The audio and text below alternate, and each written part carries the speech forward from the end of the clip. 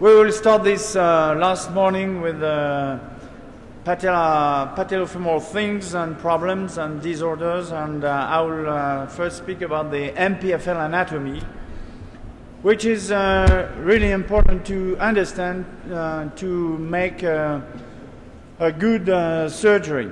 And we will go through the literature, and I will also present you some previous data from a navigated biomechanic analysis we did with Stefano Zaffanini in Rizzoli.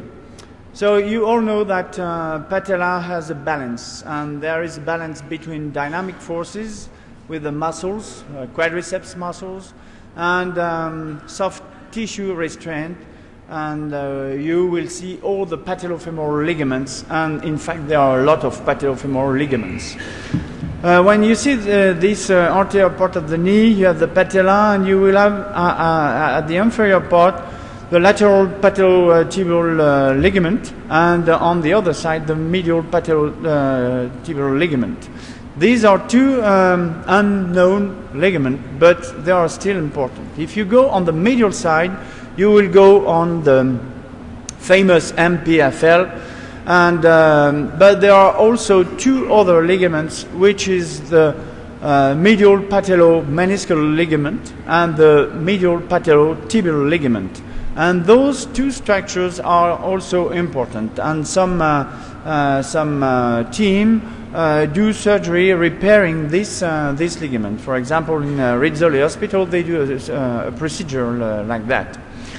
So on the medial side, in the cadaver studies from Elizabeth Arendt, she found MPFL most present in all the specimens.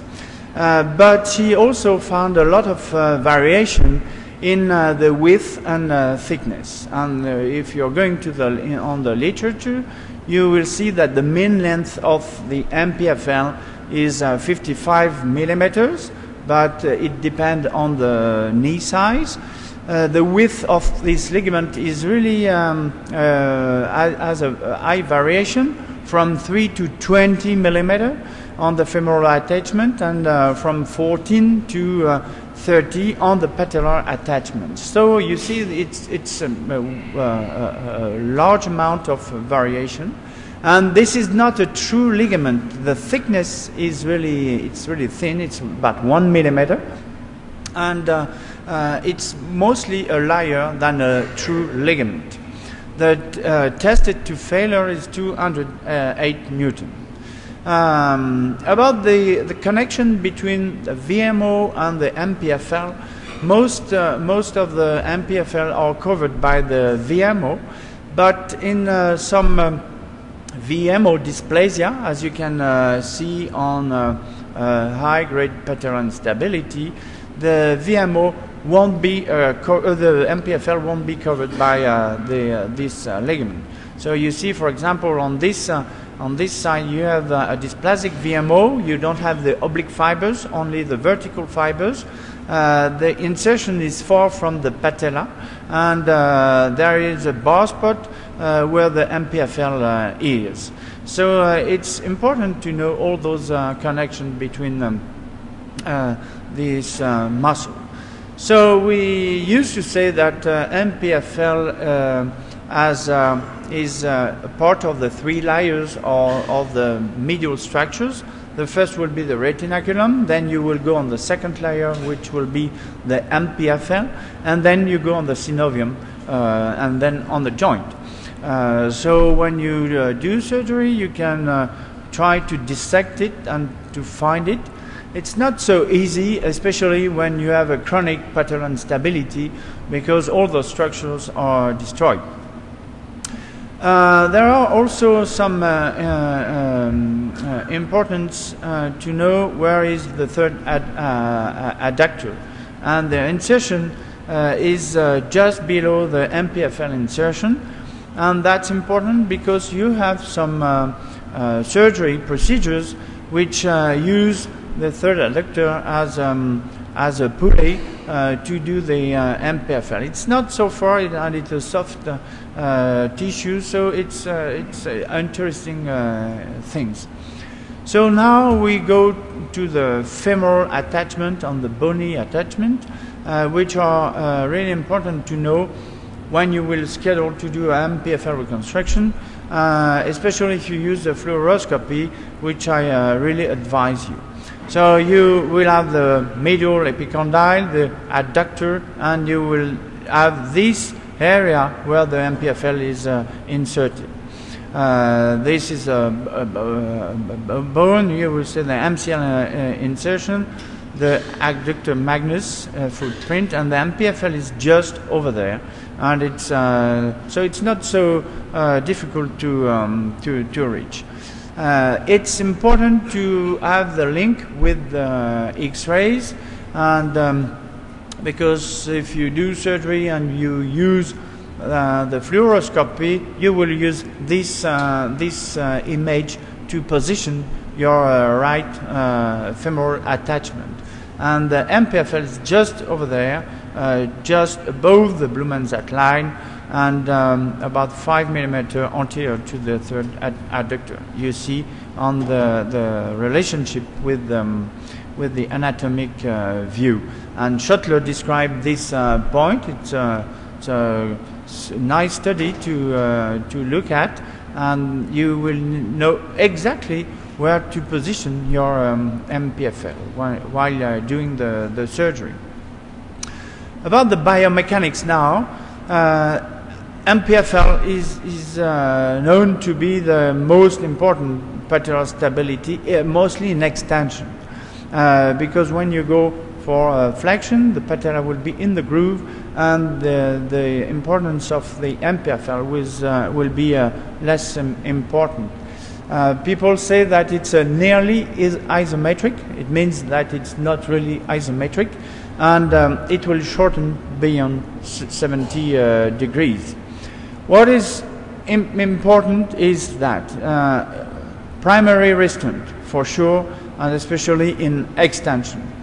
You have to know that if you have or you don't have any MPFL, the tracking of your patella on a normal knee with no load applied on the patella will be absolutely normal. If you don't have MPFL and you apply a load, and you will have an abnormal tracking, and you will get a dislocation. And the conclusion, and this is really a good word, I think, to qualify the MPFL, is the chekren. It means that it just prevents the dislocation of your patella, but it is not something which realign the patella, and this is for me really important. So Amis in a paper said that it also could initiate the engagement of the patella in the trochlea in early flexion. About the isometry, two studies are a little bit different. Stinson said that there are not too much variation in the elongation of the MPFL during 0 to 90 degrees flexion, about 1.1 millimeter. And Amis, which is really a reliable biomechanic engineer, told us that MPFL is not really an isometric ligament or layer, and it will be tight in extension, and it will get loose when you go for further flexion. So this is a Stinson study showing that the different part of the MPFL does not they do not lengthen a lot between 0 and 90 degrees flexion. About MPFL and strength, this comes from Elizabeth Tarrant. It shows that MPFL has a high elongation but low failure rupture, and most of the grafts we use has not too much elongation but a high level of rupture. So the ideal graft will be to get a good elongation but also a high level of failure. So this is what Elizabeth Arendt usually say. MPFL is the queen of the knee and the queen of the patella. And understanding the anatomy of and the biomechanics of the MPFL is really important if you know and you want to do a good reconstruction. But the most important is to remind who is the king of the patella. Don't forget that. So the last thing is what we did with Stefano Zaffanini in Rizal Institute. Well, we did that in fact in Bordeaux, in France. On the cadaver lab, we do a kinematic analysis of the patella and testing the MPFL, normal MPFL, cut MPFL, and we do the graft to test if the graft was okay. So we used 6 lamps and the quadriceps tension was 60 newtons, and we applied at 0, 30, 60 and 90 degrees of flexion 25 newtons on the medial part of the patella, and we analyzed the ML displacement of the patella and also the tilt of the patella during all those knee flexion. This was the setup we used, and this was the force applier we used to. So we were able to do also like bone morphing. So we had the anatomy of the trochlea, the anatomy of the patella, the anatomy of the lateral and medial condyle, and we can do a correlation between the elongation of the MPFL and the anatomy, the bony anatomy, and that's interesting. But this is an oncoming study. So if you have the intact MPFL, you will see the whole movement of your patella. It's the image we can get from this study, and if this is also the intact MPFL, and is when we push medially the patella, and you see that the patella doesn't move too much, and it doesn't go above the lateral facet. And if we cut the MPFL, you see that the movement is much more important, and you will be maybe able to dislocate the patella doing this movement. So the ML displacement during flexion with no load shows clearly that the ML displacement will be higher in case of no MPFL during the first 30 degrees of flexion. You see that, and this is normal, and this is when we add redo the MPFL with the graft. And also it's always the tilt. You see the same things for the tilt during early flexion. There is a difference between normal MPFL and cut MPFL. And if you apply 25 newtons on the medial part of your patella, this will change a lot. This is intact. This is when we did the reconstruction, and this is when you have no MPFL. So you see that at 0, 30, 60, 90 degrees flexion with the load, the patella will go out from the trochlea. So that's really shows that the MPFL is a good and an important structure in maintaining the patella in front of the trochlea. So these are our previous conclusion. It's the early stage of this study. We've seen also that between the 6 specimens we had quite a lot of variation. We've seen that the ML and the shift of the patella will change between 0 and 30 degrees flexion when you don't apply a load, and if you apply the load, this will change all the way. So that's our conclusion, which are quite close to the literature.